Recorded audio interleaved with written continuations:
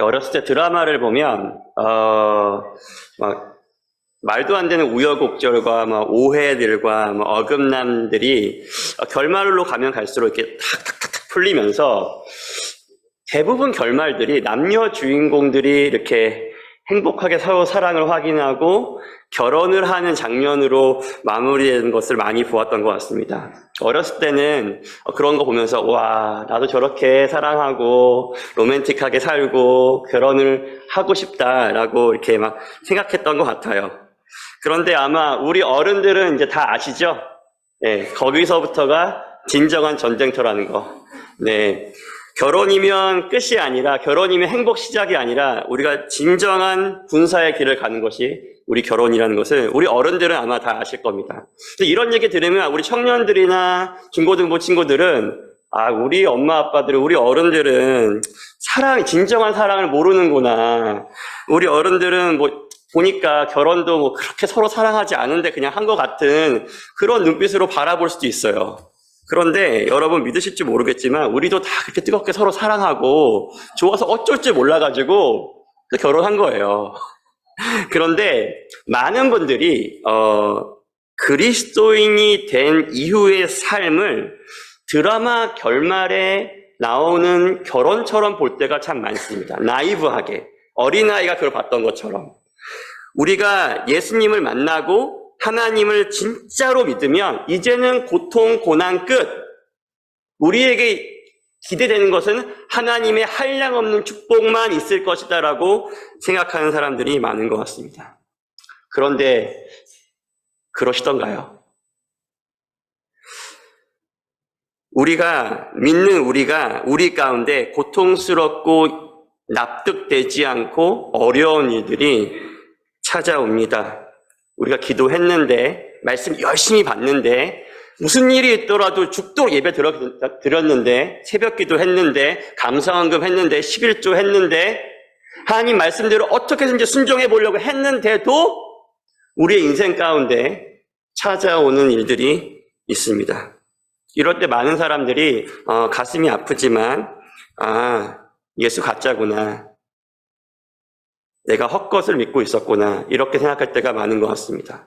혹은 하나님은 그렇게 날 사랑하지는 않는 것 같다 라고 결론을 내리고 신앙을 버리거나 아니면 아주 피상적인 신앙생활을 합니다.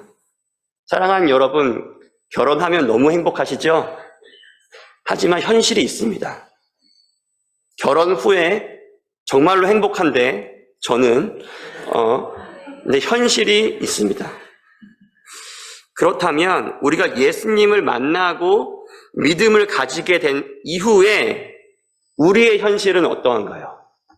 오늘은 그래서 그 믿음, 그 이후의 현실에 대해서 좀 이야기해 보려고 합니다. 다니엘서는 굉장히 독특하게 시작합니다. 하나님의 선택한 나라 이스라엘이 완전히 멸망하는 이야기로 시작을 합니다. 다니엘과 세 친구는 이 시대에 살았던 젊은이들이었습니다. 아마 쉽지 않은 유년기를 보냈을 것입니다. 우리가 이 외국에 사는 것도 쉽지 않은데 포로되어서 그 자기 나라를 점령한 나라에 사는 게 얼마나 어려웠겠습니까? 그런데 이들은 바벨론에서 왕의 신하로가 될 수 있는 그 교육을 받는 데에 뽑히게 됩니다. 그런데 그곳에서 어려움을 만나게 됩니다.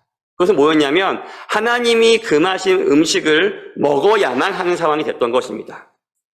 그래서 어쩔 수 없는 일이니까 우리 넷만 조용하면 되니까 그냥 넘어갈 수 있었는데 이들이 하나님 앞에 범죄하지 않기 위하여 뜻을 정해서 목숨을 건 결단을 합니다.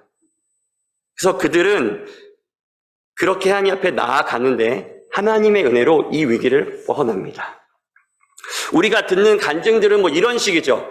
우리가 진짜 믿음을 드렸다. 하나님께서 나에게 이런 위기가 있었지만 그럼에도 불구하고 내가 하나님을 끝까지 믿었더니 하나님 이렇게 나를 복 주시더라라는 이야기로 많이 끝납니다. 여러분, 주님께서 믿으십시오. 주님 믿으면 축복이 있습니다. 그런데 다니엘과 세 친구는 그러지 않았습니다. 다니엘과 세 친구는 그 이후에 왕이 꿈을 꿉니다. 그리고서 그 꿈을 해석할 수 있는 사람들을 다 불러 모읍니다. 그러더니 내가 꾼 내용하고 그 해석을 내놔라 이렇게 얘기합니다. 꿈을 얘기하고 해석을 해가 아니라 내가 무슨 꿈 꿨는지 너네가 말하고 그 꿈 해석까지 얘기해. 안 그러면 얘 다 죽어. 다시 한번 다니엘과 새 친구들은 믿음을 사용해서 어떠한 위기를 넘었는데 또 다시 죽음의 위기가 찾아옵니다. 이들은 또 하나님의 은혜로 위기를 벗어납니다. 그런데 그 후에 갑자기 이 왕이 금신상을 만들더니 여기 절하지 않으면 다 죽어. 또 죽인다는 겁니다. 다니엘과 새 친구가, 특히 다니엘의 새 친구들이 또 죽음의 위기를 만납니다. 그뿐만이 아니라 다니엘서를 읽어보면 다니엘은 너무나 뛰어났던 나머지 주변 사람들부터 늘 모함을 받았습니다. 그래서 한 번은 사자굴에 들어가기까지 합니다. 사랑하는 여러분, 이것이 현실입니다. 하나님을 믿으면 모든 고난이 우리를 다 족족 피해가는 것이 아니라, 아픈 일이 없는 것이 아니라, 고통이 없는 것이 아니라, 고난이 없는 것이 아니라, 하나님을 믿어도, 진짜 믿어도, 열심히 믿어도, 순복해도 우리에게 고통과 고난은 우리를 피해가지 않습니다. 오히려 정면으로 다가옵니다. 줄줄이 끊임없이 우리를 향해 달려옵니다. 이것이 성경이 많은 인물들을 들어서 우리에게 보여주는 이야기이고 이것이 우리의 현실입니다. 중고등부 여러분, 대학만 가면, 좋은 대학만 딱 가면 여러분 인생의 전부는 아니지만 인생의 웬만한 건 다 끝난 것 같죠? 그러면 옆에 있는 우리 청년부 형아들한테 물어보십시오. 그러면 3박 4일 앉혀놓고 너희들이 대학에 들어왔을 때 맞이해야 될 수만 가지의 어려움들과 고난을 얘기해 줄 것입니다. 우리 청년들은 사랑하는 아내를 만나고 좋은 직장을 만나고 삶의 방향을 결정하고 안정된 직장을 가지면 이렇게 해볼만 하지 않나라는 생각을 하게 될 것입니다. 그렇다고 하면 옆에 있는 우리 어른들에 가서 한번 물어보시죠. 3박 4일이 부족하고 한 달을 밤을 새워서 얘기해도 부족할 만한 수만 가지 얘기를 하실 겁니다. 그 중에 제가 생각할 때 가장 어려운 것은 자기 몸 하나만 건사할 때가 얼마나 행복했는지 알라라는 얘기를 할 것입니다. 책임질 아이들과 더 이상 말하지 않겠습니다. 그것이 있는 것이 청년의 때가 얼마나 행복한지 그때 정말 하고 싶은 거 해 라고 이야기할 것입니다. 우리 어른들은, 우리 성도님들과 지사님들은 이제 다 아시죠? 지금 우리가 마주해 있는 그 문제만 끝나면 이것만 끝나면 진짜 될 것 같다 라는 속임수에 더 이상 속지 않으시죠? 우리가 많이 당했지 않습니까? 이 일이 끝나서 행복할 줄 알았는데 또 다른 문제가 우리를 찾아옵니다. 세상에서 가장 큰 문제라서 이제 내가 웬만한 문제는 다 버티겠는데 라고 하는데 훨씬 더 어마어마한 문제가 우리 삶을 끊임없이 찾아오는 것들 우리 삶 속에서 많이 보는 거 아닙니까? 인생 자체가 고생길입니다. 이것은 마치 온몸의 염증 수치가 너무 높아서 ESR, CRP가 너무 높아서 어디가 골막 터지지 않아도 터지지 않는 것이 이상한 것이 우리가 사는 이 세상의 현실이라는 것입니다. 왜 그럴까요? 죄로 가득해서 그렇습니다. 서로가 서로를 미워하고 증오하고 저주하는 것이 가득하기 때문에 그렇습니다. 사단이 풀타임으로 일하기 때문에 그렇습니다. 이 세상은 고통과 아픔이 가득합니다. 결정적으로 이 모든 것을 초래한 것, 만들어낸 것이 우리 죄인입니다. 죄로 물든 이 세상에서는 아프지 않은 곳이 단 한 곳도 없습니다. 정상인 곳이 없죠. 우리가 그런 곳에 살고 있는 것이 우리의 현실입니다. 탈출구가 없습니다. 이런 세상에 예수님이 오신 것입니다.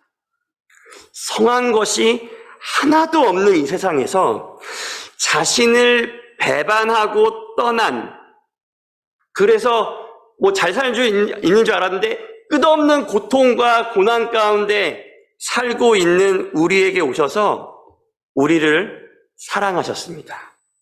그리고 하나님이신 그분이 우리의 죄 때문에 우리를 창조하신 그 창조주가 창조물 때문에 자신의 생명을 내어 주었습니다. 왜 그랬을까요? 자신을 부인하고 저주했던 우리를 사랑하셔 그렇습니다. 그들이 그냥 그렇게 죽어가는 것을 볼 수가 없어 우리를 그런 세상에서 그런 죄로부터 완전히 구하시고 싶으셔서 이 땅에 오셔서 우리를 위해 목숨을 내어주신 것이 하나님의 사랑인 것입니다. 그런데 사람들이 몰랐습니다. 예수님의 세대의 사람들이 전혀 몰랐습니다. 눈앞에 이 예수님이 왔는데 전혀 몰라봤습니다. 예수님이 오셔서 구약의 이 메시아가 오면 이렇게 될 거야라는 모든 약속을 다 성취하셨습니다. 하나도 빠짐이 없이. 이분이 말 한마디만 하면 사람들이 나았습니다. 기적이 일어났습니다. 잠잠하라 했더니 바다가 잠잠해졌습니다. 더 이상 어떻게 내가 너희를 끔찍히 사랑한 메시아야 라는 것을 더 이상 확실하게 보여줄 수 없을 정도로 모든 것을 우리 앞에 다 보여주었습니다. 그런데 그것이 너무나 명백했는데, 너무나 확실했는데 사람들은 무관심했고 오히려 미워했고 오히려 저주했습니다. 그래서 사람들은 자신을 구하러 온 그 메시아를 살인합니다. 그들이 죽일 수 있는 가장 끔찍하게 살해할 수 있는 방법으로 그 예수를 십자가에 달아 죽게 합니다. 그런데 그거 아시나요? 예수님 다 아셨거든요. 이 땅에 오시기 전부터 아셨거든요. 자신을 배반한 그들을 내가 사랑하러 가는데 그럼에도 불구하고 그들이 자신을 십자가에 못 박여 죽이실 거 아셨거든요. 그런데 오신 것입니다. 사랑하는 여러분 이 하나님의 사랑 아시죠? 진짜로 믿으시죠? 예수님께서 그의 택하신 백성을 위해 십자가에 2000년 전에 죽으신 그 일이 진짜 일어난 일뿐만 아니라 나 때문에 죽으셨고 사랑하셨다는 거 믿으시지요?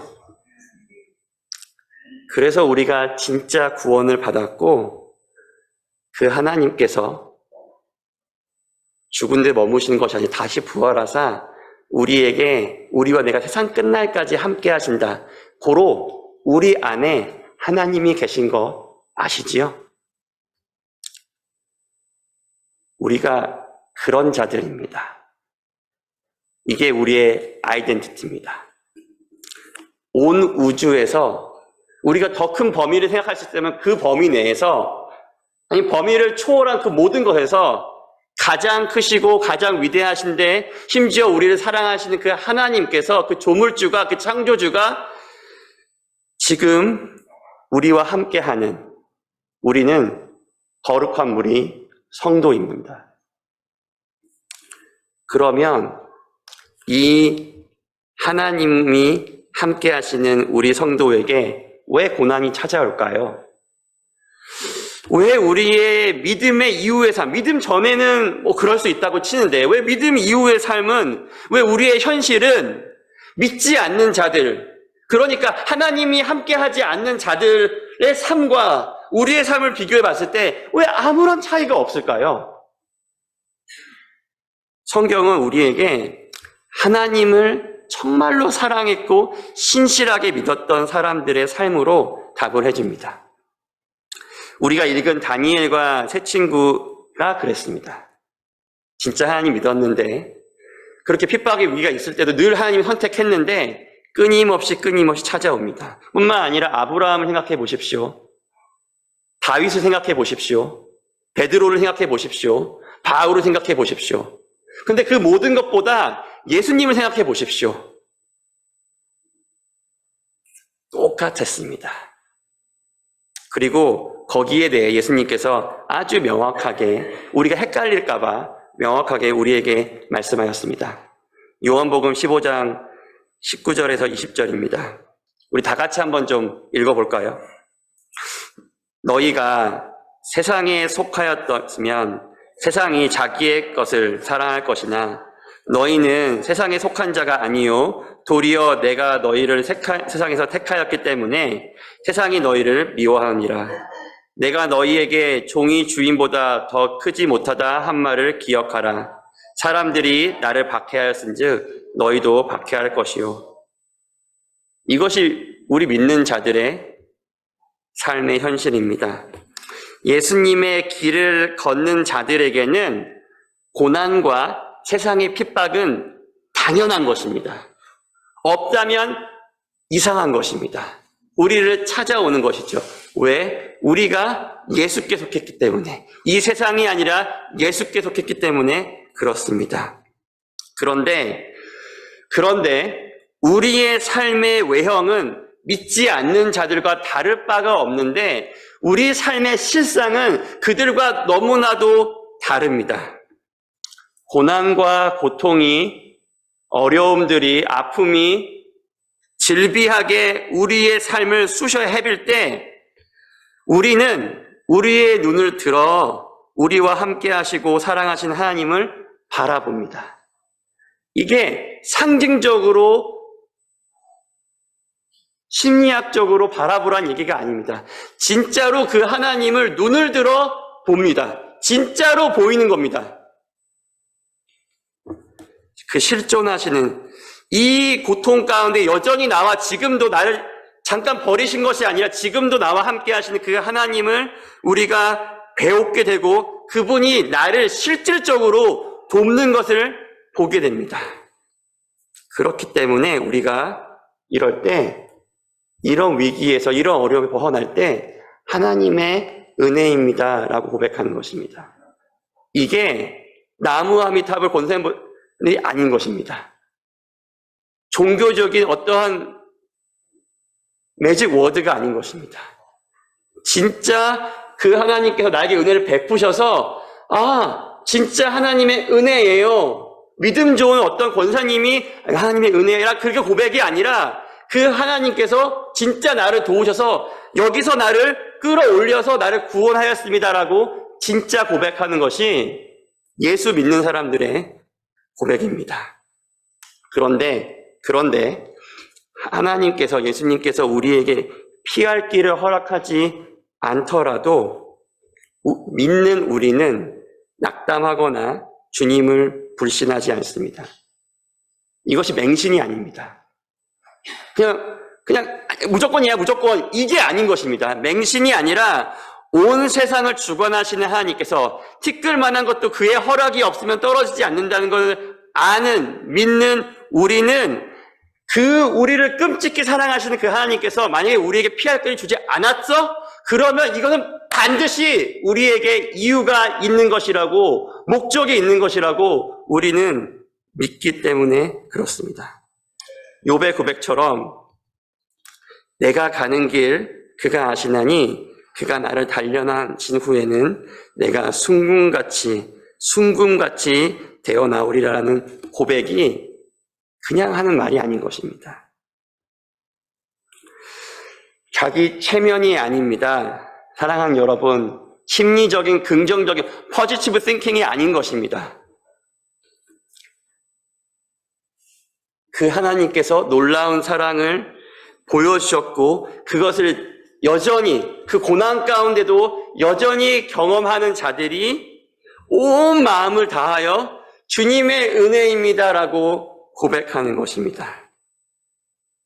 근데 그뿐만 아니라 이 고난 자체가 우리를 삼켜버리는 시간이 또 옵니다. 다니엘의 세 친구의 일처럼 그렇습니다. 정말로 하나님 끝까지 믿었는데 결국 풀무불에 던져집니다. 하나님께서 아무것도 안 하시는 것 같은 순간에도 믿는 우리는 우리의 모든 소망을 둔 우리는 여전히 예수님께서, 하나님께서 우리의 소망인 것이, 우리의 구원자인 것이, 우리의 아버지인 것이, 우리의 창조주인 것이, 우리를 너무 사랑하시는 분인 것이 너무나도 생생하고 명백하게 그들의 눈앞에 보이기 때문에 그들은 어떠한 일 가운데에서도 소망을 잃지 않고 평안으로 담담히 그 고난을 맞이합니다. 이 왕이 이렇게 얘기합니다. 야, 내가 너 풀무불에 넣을 거야. 그러면 어떤 신이 널 구원하겠냐? 라고 이 세 친구에게 겁박하듯 물어봅니다. 그럴 때 다니엘의 세 친구가 이렇게 고백합니다. 왕이여, 우리가 섬기는 하나님이 계시다면 우리를 맹렬히 타는 풀무불 가운데서 능히 건져내시겠고 왕의 손에서도 건져내리이다. 이 말씀을 조금 더 원어적으로 설명하면 하나님이 계시다면 그러실 거야 이런 게 아니라 우리 하나님은 그러실 수 있는 분이야 라고 얘기하고 있는 것입니다. 그런데 그렇게 하지 아니하실지라도 왕이여, 우리가 왕의 신들을 섬기지도 아니하고 왕이 세우신 금신상에도 에게 절하지 아니할 줄을 아옵소서. 이렇게 답합니다. 이 세 친구는 진짜 하나님을 믿었습니다. 하나님께서 자신들을 이 세상의 모든 고통과 고난과 어려움과 아픔과 심지어 죽음으로부터도 지키실 것을 믿었던 자들입니다. 그래서 죽음의 위기 앞에 섰는데 어떠한 타협도 없는 것입니다. 왜?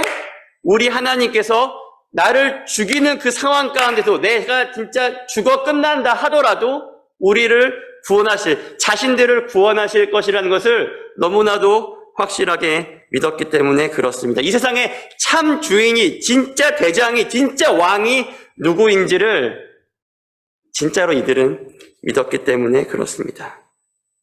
이것이 위대한 믿음의 결단입니까? 아닙니다. 하나님을 진짜 믿는 자에게 겨자씨만한 믿음이 있는 자라면, 그리고 늘 하나님을 마주 대하고 그와 함께 있는 자라면 아주 자연스럽고 마땅한 일을 이들이 뱉은 것입니다. 특별한 사람들만 할 수 있는 결단이 아닙니다. 하나님을 구주라, 예수 그리스도를 구세주라 고백하는 모든 사람들이 당연히 살게 되는 것을 다니엘의 세 친구가 우리에게 보여주고 있는 것입니다. 지난주에 목사님께 몸이 좀 어떠신지 연락을 드렸습니다. 목사님께 답을 주시길 연락 주어서 고맙다 하시면서 이렇게 답을 주셨습니다. 모든 것이 하나님의 은혜입니다. 주여, 은혜의 주님께 감사와 찬송과 존귀와 영광을 올려드립니다. 하나님이 얼마나 기뻐하셨을까요?